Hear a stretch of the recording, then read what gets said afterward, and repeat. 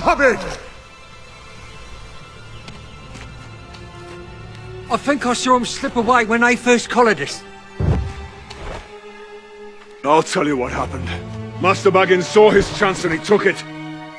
We will not be seeing our Hobbit again. He is long gone. No. He isn't. Beckett! How on earth did you get past the goblins? Oh, indeed. Oh, what does it matter? He's back.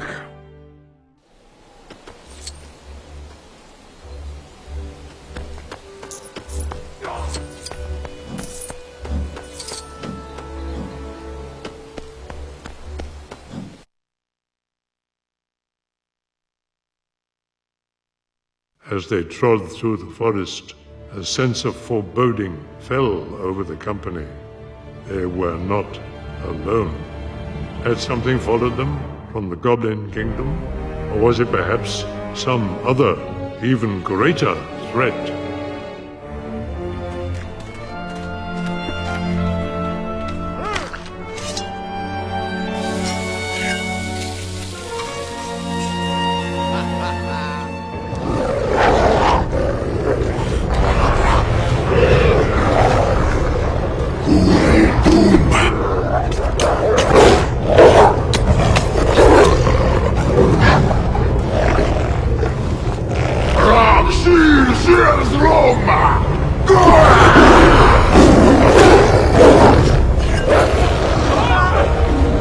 Out of the frying pan.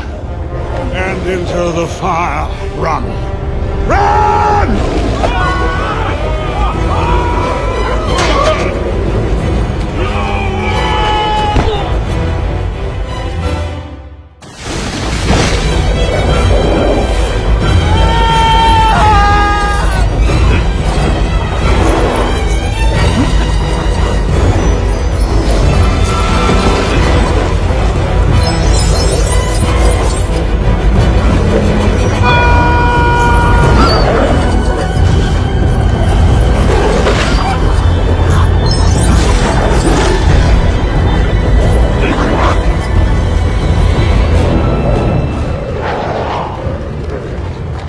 To the trees! All of you! Come on, climb! River! Climb! LEGO The Hobbit. I think this video may be a little bit out of sync now because I started my narration off incorrectly and I'm too lazy to fix it. So if it is out of sync, it may be by a couple of seconds, or it may not be, I don't know, we'll find out later. Anyway, this is going to be the 8th level of LEGO The Hobbit, and it will be the last level of the first movie, actually. And I have to say that the game really starts to get a lot better right after the first movie. Anyway, the game gets a lot better right after an unexpected journey. And once you get into a desolation of smog, I almost call it a dissolution of smog because someone I know always says, oh, it's dissolution of smog. I'm like, no, it's desolation of smog. Whatever. I mean, okay, smog and smog probably are interchangeable, but dissolution and desolation don't mean the same thing. Anyway, what was I talking about? Oh yeah, the game gets a lot better as the second movie comes in.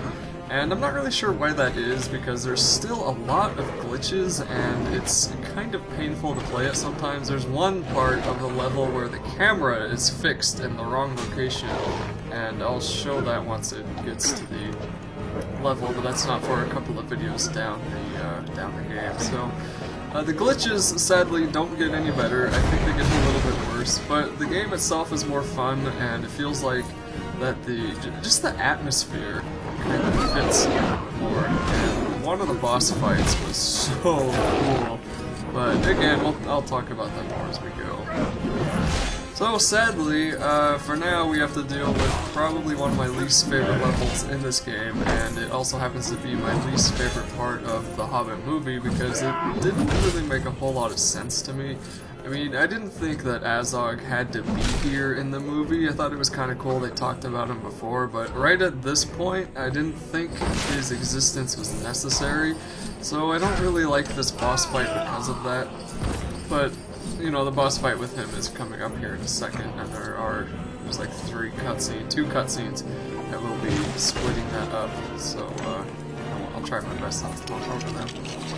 But because of that, I kind of thought that the movie and the game would have been better if all you had to do was throw flaming acorns at the wolves.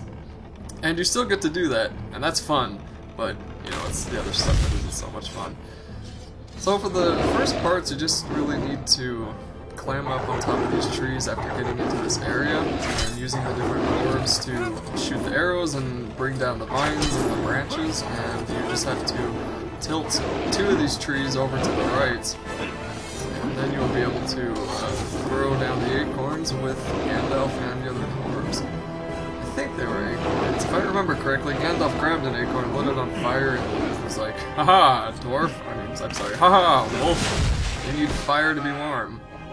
That was always a pretty funny part of the book, because it was somewhat violent, but awesome anyway.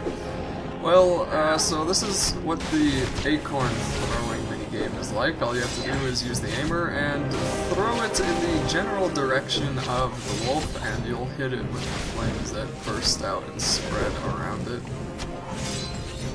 And you just have to do this twice. So, well, at first you have to do it with 4 wolves, and then you have to do it with, I think, another 4 wolves, and...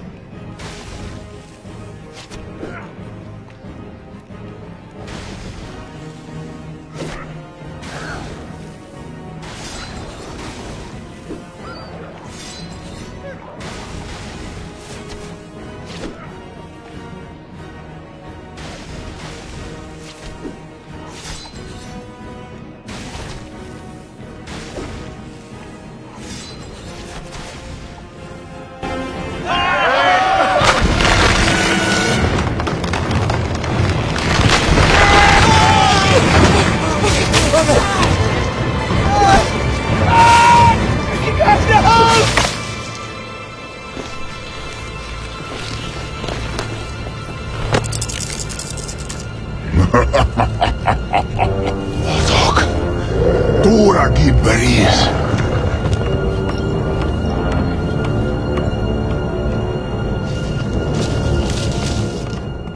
This is going to be, whoops, my speaker's turned on for some reason there. Anyway, so this is going to be the actual fight with Azog, and first thing, you just need to jump onto his white wolf. Although I guess they really are wargs from the movie, but they were wolves in the book, so I'm going to call them wolves. Anyway, you just need to jump on his wolf and then push the buttons as they show up on the screen until you knock him off his steed. And then you need to kind of dance around with him back and forth. He'll hop and ground pound and then kind of cause problems. And then eventually he will start hitting you normally, and you'll be able to follow a quick time event to damage him for the first part of the fight.